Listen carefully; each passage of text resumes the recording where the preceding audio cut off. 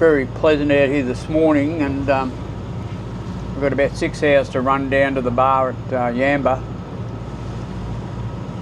It'll get there halfway through the run out, which I don't like doing, but the wind's going to get up probably about when we get there, and it's going to puff a bit this afternoon, so I think I'd rather attack the bar in these light conditions, or light air conditions, by the time we get there, I guess, than try and do it with the tide. So we'll just see how we go.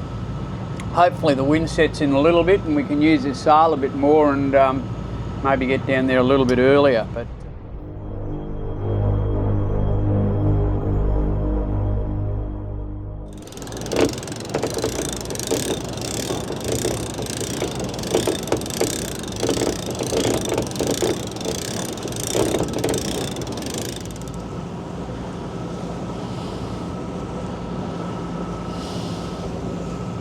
done a good job again today, the sail.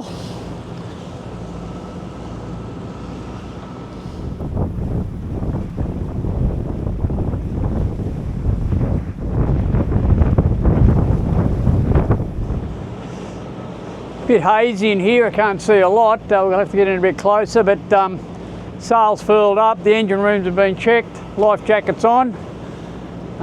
We're ready to cross, so we'll just sneak in and have a look and see what it's given us. I think it'll be all right. I've checked the bar cam too, and it looks pretty flat. So, and there is a boat coming out at the moment, so it's a good sign as well.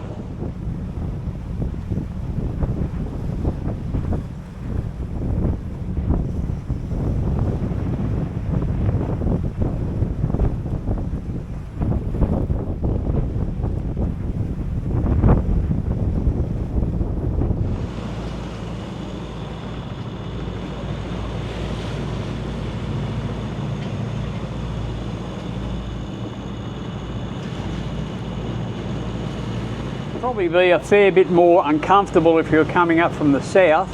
I don't know why you would be in these conditions, but if you were coming from the south, these waves would be side on, and they're probably a metre or so high, so you could have a pretty uncomfortable trip in across it. I'm going to stick pretty close to this northern breakwall as we go in, and I don't want to be across the swell at all. The leads into the Clarence River are a little bit complicated, but of course there will be a magenta line on your chart leading you in.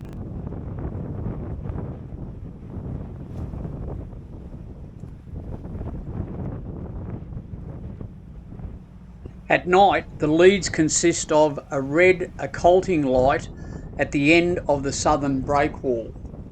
This can be lined up with a light on the flagstaff, which is a group flashing 3 at 15 seconds during the day, and at night it will be a vertical blue bar.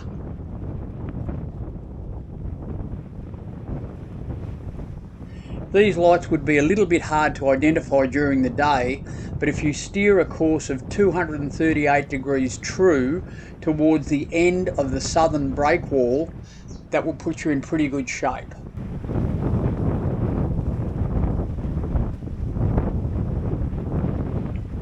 If you're approaching the bar from the south, you can sometimes get a better entrance by staying close to the end of the southern breakwall and hooking around into the river.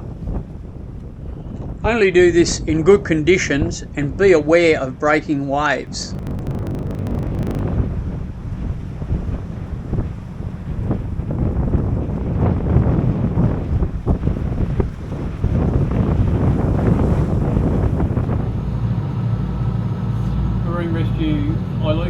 Marine Rescue Yamba. This is Peggy Ann on 19. We just like to go off the log. Thanks for your assistance today. We'll catch you on the way out. Peggy Ann standing by.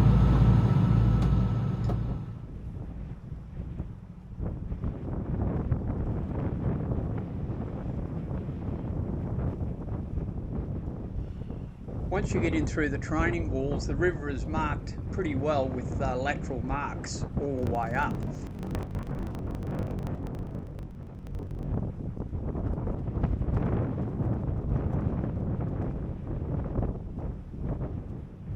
At the end of the southern training wall there is a gap that allows access into Whiting Beach.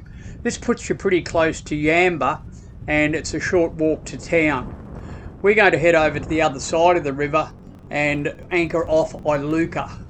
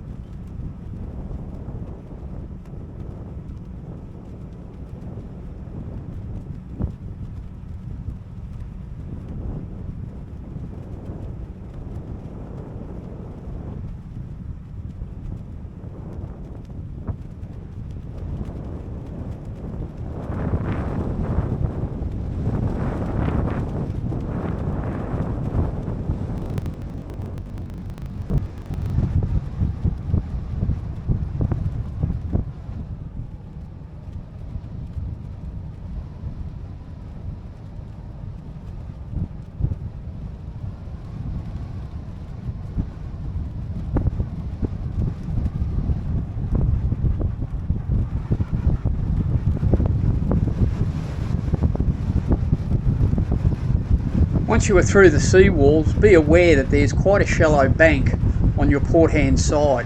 The safest course of action is to head for the trawler berths and the fish co-op and hug that wall as you come into the anchorage.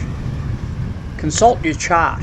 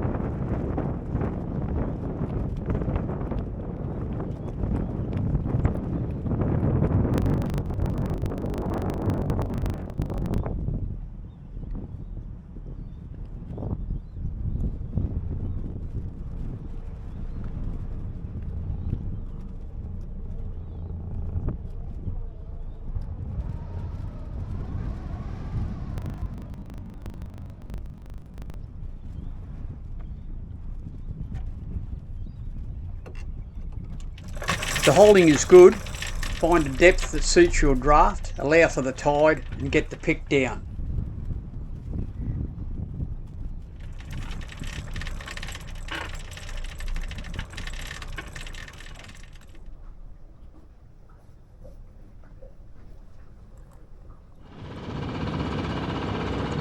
There's a pontoon here where you can tie your dinghy up, and it's a short walk to town and even a shorter walk to the Sedges Reef pub.